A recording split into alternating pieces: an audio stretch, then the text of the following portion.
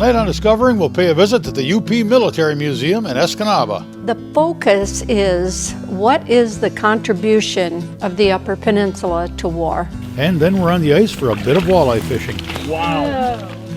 And we'll finish up with a look at Tahquamenon Falls in the winter. Stick around, that's all tonight, right here on Discovering. The secret streams that flow beneath the cliffs of colored stone. Forest thick and healthy with birch and pine and oak. Surrounded by the greatest lakes this world has ever known. The black bear's awesome presence as he roams the hills and fields. Call of the timber wolf, the loon's lonesome trill. The eagle soaring high above, the trout lies deep and still. These are what I treasure, the only way I measure feelings that I have for this fine land. There is so much to discover when you're a long-time lover of northern Michigan.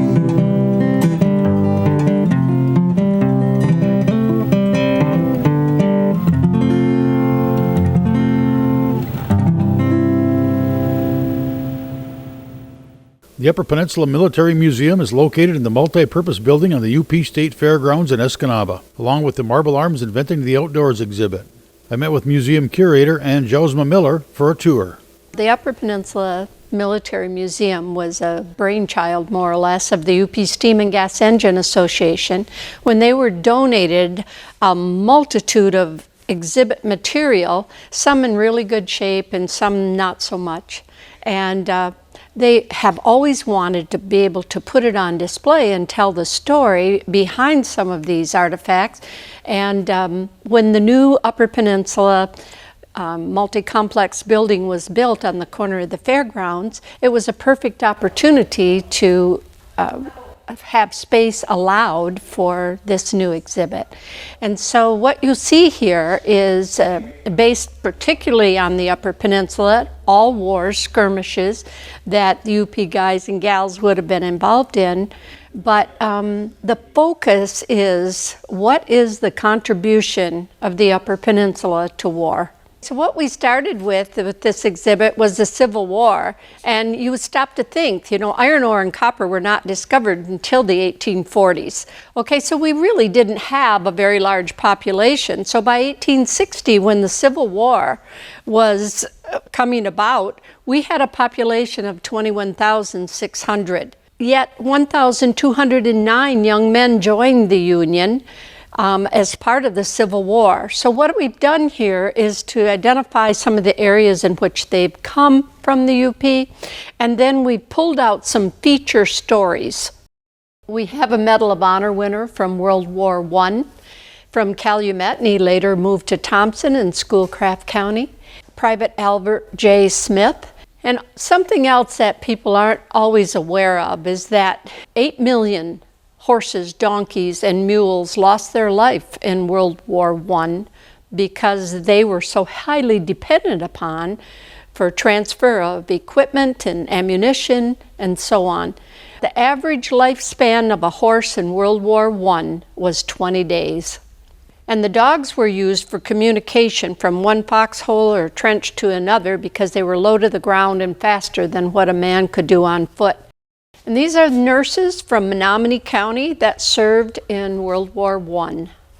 For a span that was so short, from 1817 to 1818, and we had 247 young men from the Upper Peninsula that did not come home from World War I. What I've done here is find some feature stories. For example, Private Charles Doe is from Brimley, and he was wounded in the field. There were no medics on hand, so he had one foot that was partially blown off, and another gentleman from Crystal Falls had to end up cutting his foot off with a pocket knife, with a jackknife. It took 20 days to get to the hospital in Archangel, Russia. There they had to cut the remainder of his leg off below his knee. But he did come home, and he lived on the farm there in Brimley for quite some time.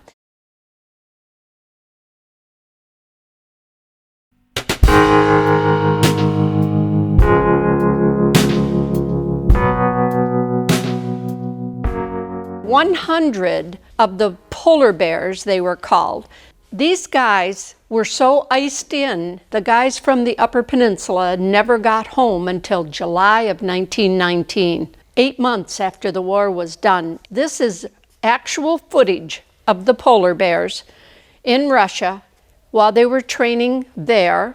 Several of them that passed away were buried at Archangel, Russia, and in 1936, I believe, a group went over, camouflaged themselves as peasants to be able to go, and they were able to bring home a lot of the soldiers, and they're buried here in Troy, Michigan. And there is still yet today an association of relatives who had relatives who were polar bears. It's an amazing story, and not something everyone hears about every day. This whole wall is Native input into the military. And around the staff, which the staff always goes into the powwow right beside the American flag. Each of the services, Civil War, World War I, etc., surrounding the staff deals with Upper Peninsula veterans and their service. And the outlying area tells a great deal about the impact of the Native Americans during every war. They fought in World War I before they were considered citizens. In the Civil War, they wanted sharpshooters. 144, Company K, were called up. 9 of them were from the UP. 2 of them died in Andersonville. So we've recognized them. The Upper Peninsula lost 11 men in Pearl Harbor. And according to the government records, Ensign William Michael Finnegan from Bessemer was one of the very first casualties in Pearl Harbor. And so they built and named a ship after him, the USS Finnegan. In March 1941, President Roosevelt declared a military district in Sault Ste. Marie to protect the Sioux Locks. Fort Brady was in Sault Ste. Marie, held about 600 troops. When it was declared a military district, 8,000 troops came into Sault Ste. Marie. And that little town wasn't ready for 8,000 troops, but they opened their gymnasiums and their American Legion halls and their high schools and whatever else to house those troops. They brought in barrage balloons, put them on 2,000-foot cables over the Sioux Locks for incoming low-flying airplanes to get tangled in the cables. If the very first lock had not been built in 1850, we would have never been able to furnish the iron ore for ammunition that was furnished during the Civil War. The MacArthur Lock was built during World War II in a record time. Less than 10 months, they built the MacArthur Lock. Where do our pilots train to take off and land on aircraft carriers when the Atlantic is under German oppression and the Pacific under Japanese oppression? They trained on Lake Michigan. They took 2 cruise ships and converted them to aircraft carriers. 18,000 pilots trained on Lake Michigan during World War II, including First President George Bush. They were called the USS Wolverine and the USS Sable. We had 2 Medal of Honor winners for World War II. We always hear a great deal about Oscar Johnson, and rightfully so, but we don't always hear a great deal about Owen Hammerberg. He was from Daggett, and I'm very pleased that we could bring some recognition towards him as well. Such a large percentage of our military today is National Guard and Reserves. And the 107th is very important to the Upper Peninsula. We've got the headquarters in Ishpeming. It started with the Calumet Light Brigade, and they served in the Spanish-American War, they served in France, they served in World War II, and part of the reason I put this on the World War II wall was because they built this bridge, these engineers built this bridge across the Rhine River in 13 hours. children collecting milkweed pods because kapok was used for life vests because of the flotation, and you couldn't get kapok because it was under Japanese rule. So the kids after school would collect milkweed pod because when you pop them open, you know, all that fluffy stuff that comes out will float. So that's what they made life vests out of. This is a World War II attic communication site. And between the steam and gas engine village and the ham radio guys, we were able to outfit this all uniquely with World War II items.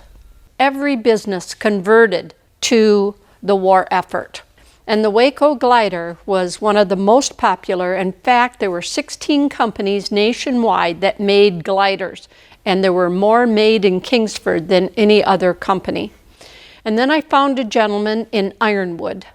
His name is John Peckmeyer, and he was aboard the very first combat mission glider, and it was built 2.5 hours from his home.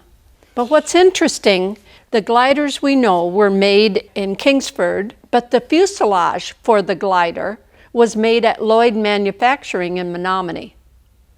And they had female welders, and Joyce Gillenberg was one of them, and I interviewed her. She's from Menominee, and she tells her story, and here's her identification, because she was a welder at Lloyd Manufacturing. So they stopped making lawn furniture and baby buggies and converted to the war effort. 1951 in Korea was one of the worst winters they ever had. We tell about the war that never ended, and when the troops were pulled out of Korea and sent into Vietnam, then the North Koreans invaded again. So I tell about the Second Korean War. We lost 93 from the UP, so we've listed them and where they're from. And the Jeep is a 1951 M38. It would have served in Korea and Vietnam. We lost 115 from the UP in Vietnam. The very last casualty, combat casualty from Vietnam, was from Menominee. A visit to the UP Military Museum is a great way to learn about and pay tribute to our UP military personnel who have sacrificed so much. Take the time to stop in and check it out.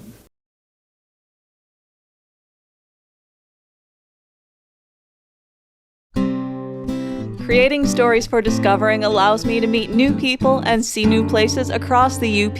People and places I can't wait to visit again.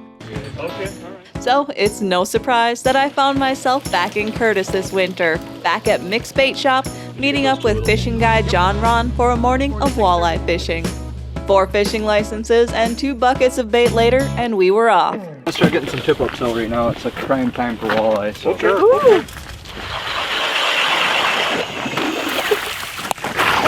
We could hear the lake booming and creaking as the ice shifted, expanded, and contracted underneath us.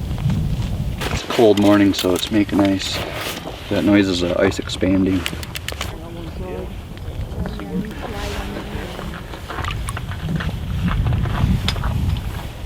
Right here's about 8 foot of water, so the minnow's about a foot off bottom, so 7 foot down. We're on a break right here that goes from 4 to 12 foot of water. So right here's in the center of it. We'll put some in 12 foot and we'll have them all the way up to 4 foot. Spread them out and see where they're at this morning.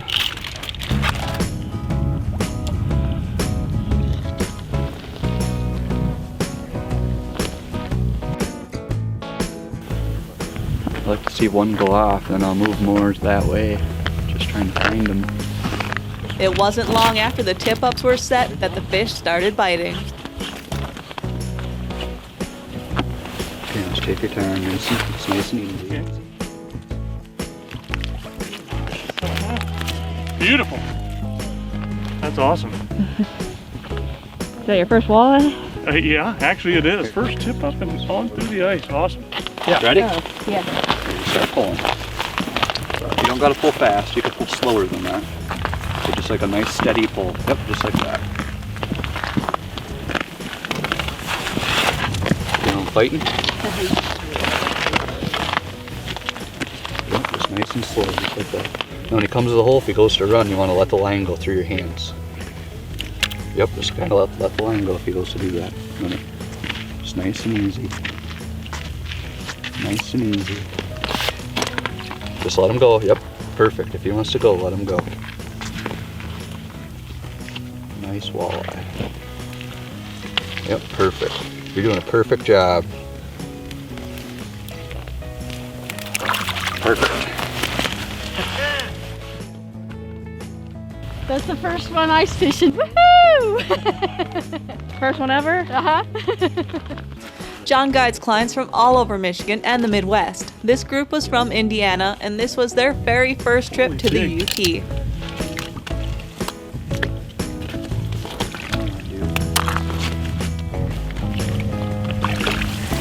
Wow. Oh. We've all never been this far north, so we've had it sounded like an exciting adventure. So we said sure, and look what we've got already. So this is awesome. So we came up for walleye. I was in the Navy for 23 years, so I retired in 2014. This is one of the things that I really enjoy and plan on doing in my retirement is this fishing. So it's just one of my favorite things to do. So really enjoyed being up here. So thank you for the hospitality.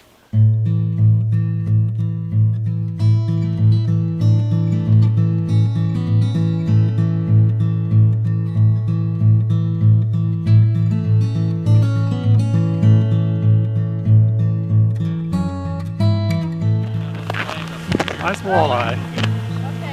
Wonderful.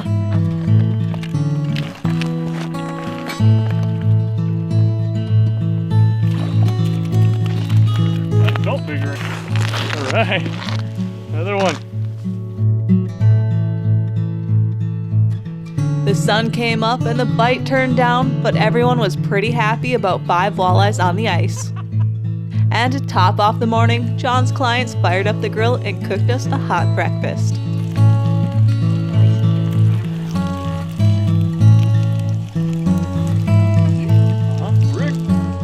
It was another great day of fishing here in the UP.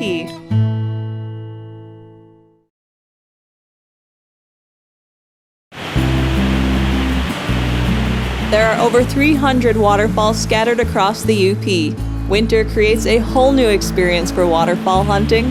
Less people, less mosquitoes, and the spray from the rushing water on an already chilly day is that much more exhilarating. A waterfall I highly recommend visiting this winter is the largest, Tahquamenon Falls. Tahquamenon Falls is located near Paradise, north of Newberry on Highway 123. There are actually 2 sights to see. The more famous Upper Tahquamenon Falls is 200 feet across with an impressive 48-foot drop.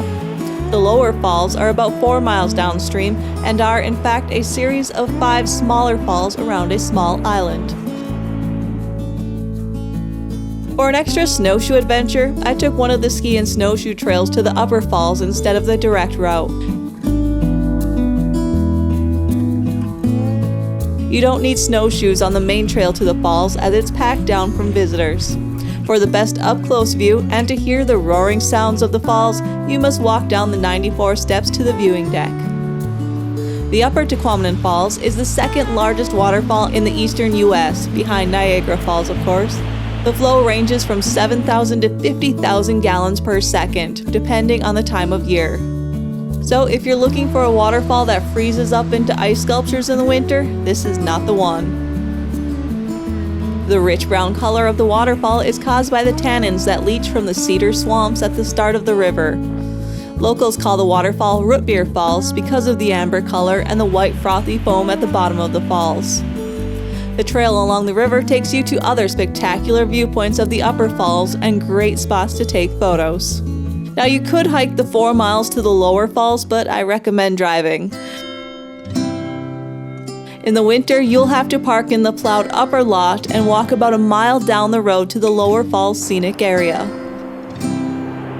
Here the Tahquamenon River splits around an 8-acre island, creating waterfalls on each side.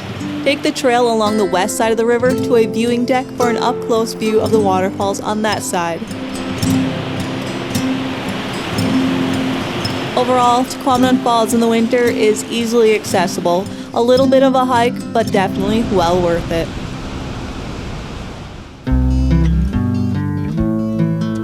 Well, that's it for this week. Thanks for watching, and I hope to see you next week right here on Upper Michigan's very own Discovering.